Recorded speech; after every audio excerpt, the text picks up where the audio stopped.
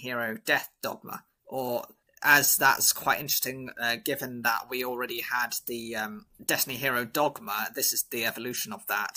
That was not introduced as his first kind of... Well, it was kind of introduced as his first boss monster, but it was the Dread Master that actually beat Jaden in the first one, and Dogma was introduced in the second duel where Jaden Yuki actually got his Neospatians and then ended up winning that duel. Interesting with the art, he is holding a copy of the Cyclone Blade.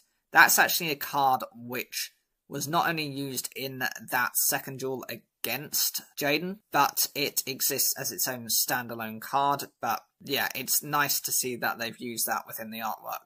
It's a level 8 Dark Attribute Warrior type effect monster with 3,400 attack and 2,400 defense. It cannot be normal summoned or set, and it must be special summoned from your hand or graveyard by banishing 3 warrior and or dark monsters from your graveyard. You can only special summon Destiny Hero Death Dogma once per turn this way. 1. If summoned this way, you can activate this effect. Inflict 2,000 damage to your opponent during their next standby phase. And 2. Once per turn, when your opponent activates a card or effect, as a quick effect, you can fusion summon one dark or warrior monster from your extra deck by shuffling its materials from your hand, field, and or graveyard into the deck. Stat lineup, attribute, level, typing, all the same as the original Dogma. Summoning conditions are a little bit different because with Dogma, the original Dogma, you needed 3 warrior monsters. Well, 3 monsters, one of them had to be a Destiny Hero. This is actually not that specific. It can be 3 warrior monsters, 3 dark monsters, or any combination of the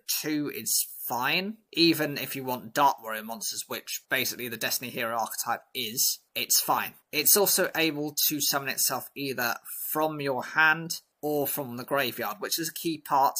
Given the original Dogma can only be summoned from the hand, you would have to use cards such as Monster Reincarnation to bring the Dogma back, if it ever ended up in the graveyard, to the hand to then resummon it. This doesn't have that negative effect. It can be summoned from either. First ability, when it's summoned, you guarantee do 2,000 points of burn damage to your opponent during the next standby phase. Dogma is not a monster that you tend to bring out immediately within the deck, and I'm talking about the old one, because even though it can halve your opponent's life points, most likely you're not going to be doing more than that 2,000 that this new version's doing.